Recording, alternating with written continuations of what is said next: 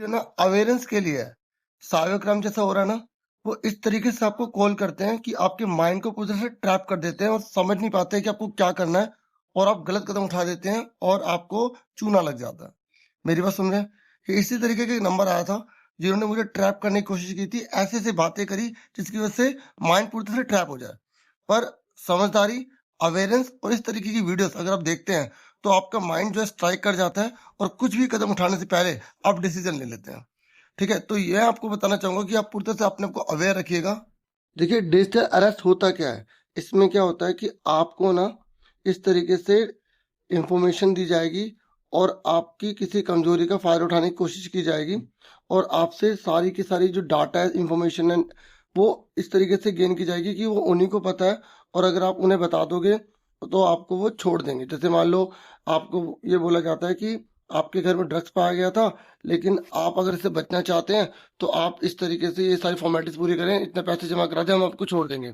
या ऐसे बोल सकते हैं कि आपके बेटे ने एक लड़की छेड़ दी है, या ये घटना घट गई है, और उसको अगर आप बचाना चाहते हो तो हम केस रफा दफा कर देंगे, आपको इतने पैसे देने पड़ेंगे और केस पूरा खत्म हो जाएगा। और हम बिना सोच समझे इतने घबरा जाते हैं और उनकी बातों में आकर जो वो कहते वैसे करते चले जाते हैं और फंस जाते हैं। तो हमें कोई भी डिसीजन लेने से पहले जिसकी वो बात कर रहे हैं उसको अलग से फोन से एक तरह से कंफर्मेशन कर लें, क्योंकि इस तरह की कोई भी कॉल है ना, वो आपको बेवकूफ बना रहे हैं, आपको बर्बाद करना चाहते हैं, आपको लूटना चाहते हैं, या फिर डराते हैं, गैर कानूनी तरीके से आपके ऊपर झूठा आरोप लगाने की कोशिश करते हैं। आपको इनकी बातों में बिल्कुल नहीं आना, ठीक है? और आपको ना घर के अंदर ही बंद कर देते हैं, और फिर आपसे पैसे ऐंठते रहते हैं, आपको मजबूर कर देते हैं, इस तरीके से आपको पूरे माइंड को वॉश कर देते हैं और अपने अकॉर्डिंग चलाते हैं। ठीक है? आपको पेशेंस रखना है, और आपको अगर बिल्कुल जानकारी नहीं है तो आप किसी ऐसे व्यक्ति से संपर्क करें जो आपका जानकार हो, और उससे पूरी सही सलाह ले लें।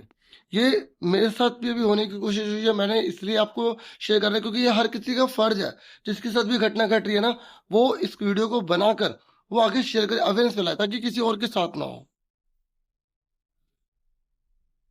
देखिए, जब मेरी बात पूरी हो गई थी ना, फिर मैंने इन्हें दोबारा कॉल करा, तो ये बिजी आएगा, ये कभी बात करेंगे नहीं, शो करेंगे नहीं, क्योंकि इन्हें पता लग जाता है कि ये पर्सन जान चुका है, और कहीं इन्होंने हमारी कंप्लेंट कर दी तो अब हम ट्रैप हो जाएंगे। तो इस तरीके की पूरी सिचुएशन क्रिएट हुई होती है, और पूरा इनका पैटर्न होता है। अब इसके बारे में इतना मुझे नहीं पता, लेकिन आप अवेयर रहिए, कोई भी कॉल वगैरह है अननोन आए तो आप उसको अगर सुन रहे हैं तो ये नहीं उसकी बातों में आ जाएंगे, फैसला सोच समझ के लें। जिनसे मैं बात कर रहा था, मैंने रिकॉर्डिंग लगाई थी, लेकिन जो मेरे पास ऐप था उसमें इंटरनल रिकॉर्डिंग ऑन नहीं थी। अपने आप को अवेयर रखिएगा। Thank you.